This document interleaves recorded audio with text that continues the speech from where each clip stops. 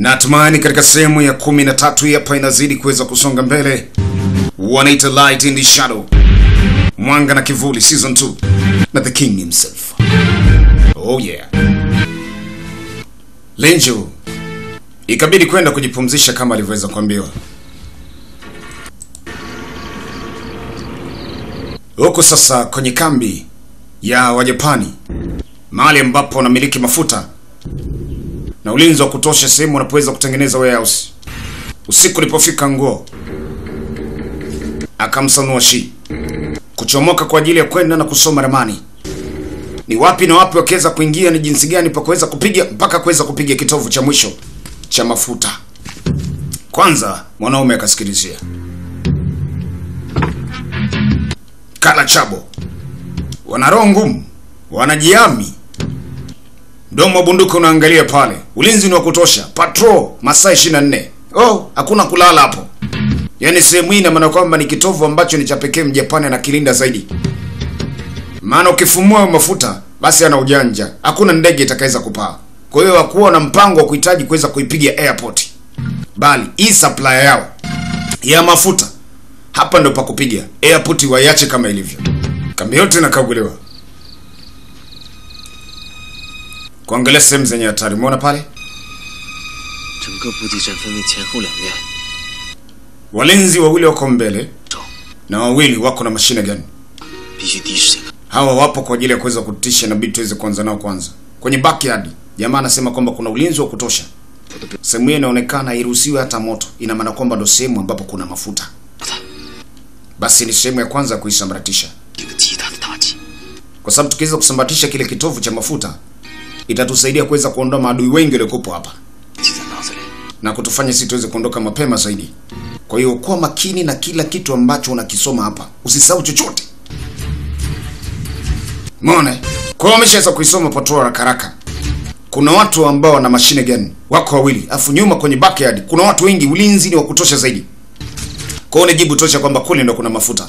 Tusepe. Ili kuliamsha, waelekea kwenye deposit, yani ile sehemu ya mafuta. Wakawashe moto kule. Itaondoa maadui wengi. Ghafla kuna timu waliona inasonga mbele usiku. Wakaona ngoja kabla ya kwenda kufanya kazi yao wakasikilize wanaongea nini, kwa sababu Kijapani sio nakijua. Sasa mazungumzo yanazungumziwa ndani. Majeshi yetu ya kifalme inabidi kuweza kushambulia Wuhan mapema sana. Na tutaki kuweza kufanya makosa yoyote. Tumeelewana? Ndio. Warehouse nafikiri imeshaweza kukamilika. Wale wafanyakazi wote wa Kichina akisheni hakuna hata mmoja anaweza kubakia, wote muaue. Wajomba akasikia kuuawa. Ndio, wote wauawe. Na kazi hii Nagano, wewe na timu yako ndo naweza kukupatia. Kumbuka, usije ukaweza kufanya machafuko makubwa, kelele yote haiwezi kuhitajika. Waondolewe kimya kimya na hata mmoja asitoke.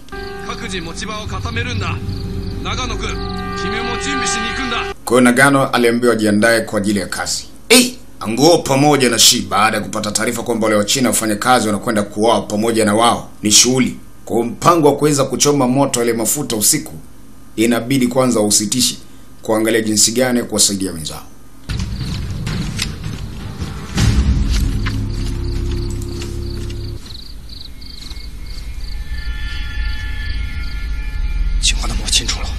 Mambo ni safi. Turudi, anambia pana. Wajapani wanakwenda kutuua sisi wote.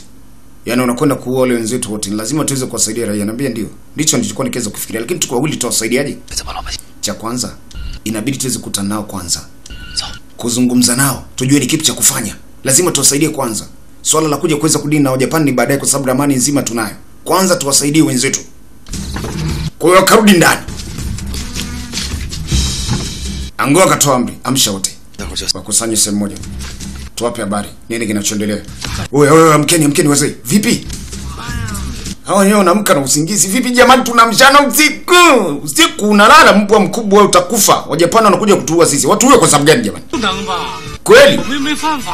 Sisi tumefanya kosa gani mpaka tufanye hivyo? Nisikilizeni. Hii hapa ni sehemu ambayo ina siri kubwa sana Wajapani. Sababu ya kutaka kuweza kutuua ni kwamba wakiweza kutuachilia sisi tuondoka na siri kubwa. Lakini siri gani, na kati sisi muda wote tulikuwa tunafanya kazi tu, hatujapewa hata muda wa mapumziko wala kuweza kuangalia chochote zaidi ya kuweza kulala tu hapa. Tulieni. Kuja kuchungulia namna hii. Wajomba ndo wanakuja sasa. Oya, Wajapani wanakuja. Sasa tufanye nini? Sikiliza. Kusanyeni mashuka yote. Mashuka yote kusanya. Mnipatie. Vitanda vikatundikwa hapo kwenye madirisha. Oya, fungua hapo.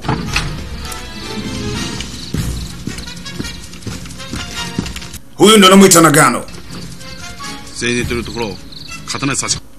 Yani wauawe wote na singe. Asiachwe hata mmoja. Yani kelele haitajiki. Yani kreno wasisikie kelele. Kwa hiyo wote wauawe na singe wakiwa wamelala. Baba akapewa mechi au machisi, yani kiberiti. Yale mashuka wakapiga moto. Angoa kashapiga mahesabu pamoja na Shi. Lakini Wachina wenzao ni lazima kuwasaidia. Mbona moto unawaka?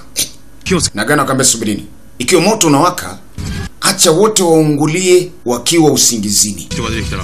Na kama kuna yote atathubutu kuweza kutoka nje, bayonet ifanye kazi, yani singe. Mtoboe na singe mummalize. Yani kelele itajiki. Wamalize kimya kimya.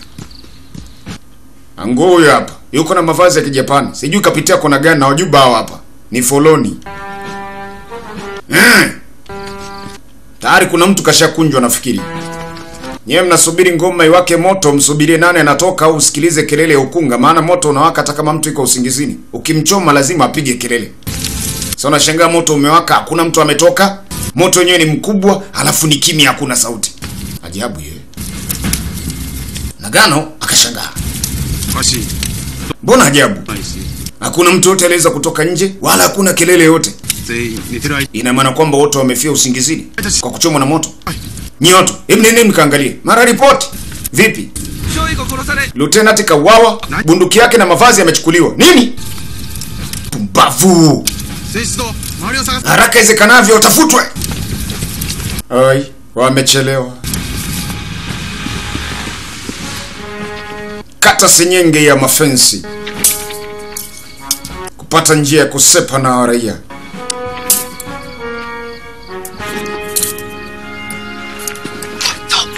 Oya, nendeni.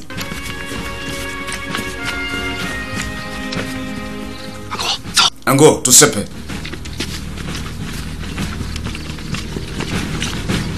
Msako ni wa moto.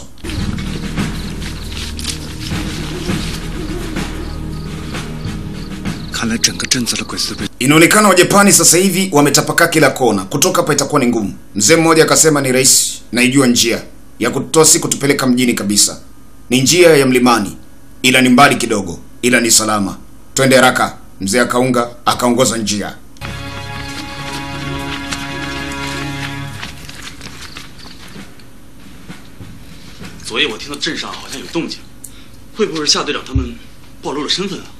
Nimesikia kelele jana usiku. Nahisi kuna jambo limeweza kutokea, ama vitambulisho vyao vitakuwa vimeweza kunaswa. Kama mnaofu nao sana, Long anasema, wacha niende mjini na kuweza kuangalia. Vipi? Kuna jambo limeweza kutokea. Anaambia Wajapani wametapaka kila mahali. Hali inaonekana tete. Wacha niende mjini na kuangalia. Anaambia kwa muda huu ina maana kwamba ni hatari kubwa. Walimkatalia Long asiondoke. Sasa wewe unacheza kukionelea ni kitu gani? Ango pamoja na Shi huenda atakuwa ameweza kutumia dhana yao wenyewe binafsi, kwa hiyo inabidi tuweze kusubiri. Tutasubiri kwa muda gani? Msisahau kazi yetu ni ipi. Hataki kusababisha hatari yoyote. Tuko hapa kwa ajili ya kupambana na Mjapani. Kwa hiyo tusubirie. Sasa nao unaenda wapi? Chengjin, unaenda wapi? Na kwenda kwenye chumba changu. Ndivyo alivyoongea. Lingju akawa na mashaka. Galong akatulia tu. Sio boya. Yeye anafanyaga mambo yake kimya kimya. Kumbe binti kudanganya kwenda kwenye chumba chake ni kupita kimya kimya elekee mjini. Kuangalia nguo vipi na Shi wanaendeleaje? Kumbe Lingju naye aligundua, akawa anamfuatilia. Hebu nisubiri. Wewe kwa nini uko hapa? Nilijua tu kwamba pale unadanganya watu. Nilijua unahitaji kuweza kwenda mjini. Wewe mwanamke ni mpuzi. Yaani hakuna chochote ambacho inawezekana kuweza kuficha. Naambia sikiliza. Mimi nitakusaidia kama tutaweza kupeana company. Hii mbinu nani alikufundisha? Naambia ni yangu. Mimi nitakupa wewe company. Kama tukutana wa Japani wakuuliza ni nani, mimi nitawaambia mimi ni wifi yako. Sasa unatakiwa uweze kunisikiliza mimi kwa kila kitu. Twende. Mabinti wakaondoka. Kumbe Gaolong naye ili jambo alishatambua, akawa anafuatilia mabinti kimya kimya. Labda lolote lezekana kutokea. Na yuko hapa kwa ajili ya kazi nyingine pia aliweza kupewa. Mabinti wanasonga mbele. Chengjini na Lingju ghafla mbele. Timu wa Japani hapa. Wakakazaro.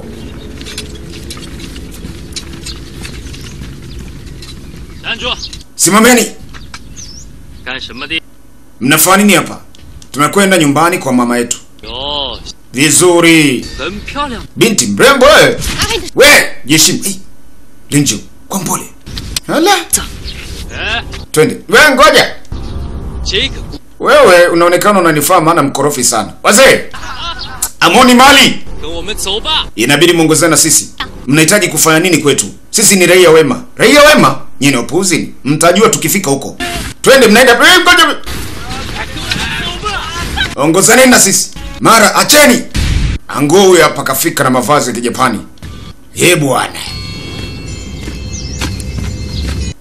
Chengjin. Lingju wenyewe anashangaa. Mwambo huyu hapa ndo alikuwa na mashaka naye. Wewe mnafanya nini hapa?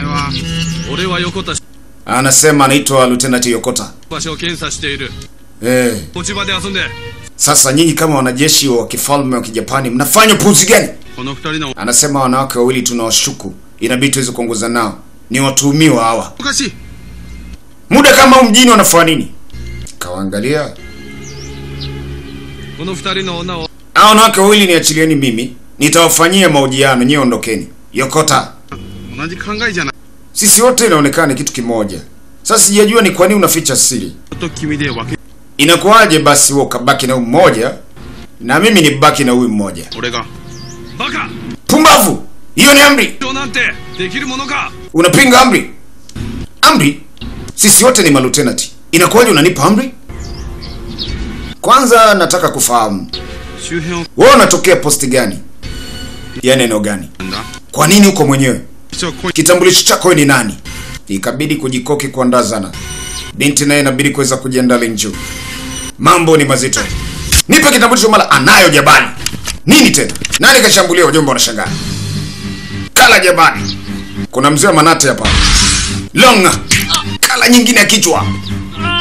Hiyo ni kipigo ya gizani mzee. Nyie mnasubiri nini? Lazima hao ni majambazi. Fuata. Gaolong akaamua kusepa. Yeah. Wao wamesaidiwa na wajua wamesaidiwa na nani? Ango, wewe kwa nini uko hapa? Ndio, nilikuwa na shi. Hii ndio njia tuliweza kufikia baada ya kuweza kutoka kutupeleza kuelekea. Na nilijua tu baada ya kuja nikaambiwa kuna watu wawili wameweza kuondoka kuweza kuelekea mjini. Kajua ni nyinyi. Acheni upuzi. Kwa hiyo ina maana kwamba hapo uko mwenyewe? Ndio, niko mwenyewe. Sasa nani aliweza kutusaidia? Hiyo haijalishi. Ila si adui yetu. Tuondokeni hapa kwanza. Tukadiskasi mambo yapi ya kufanya.